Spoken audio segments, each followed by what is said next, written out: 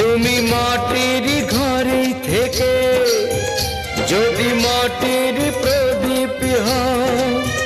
বা ময়ূর মহল জুড়ে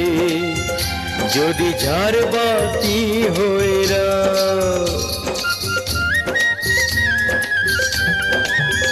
তুমি মাটির ঘরে থেকে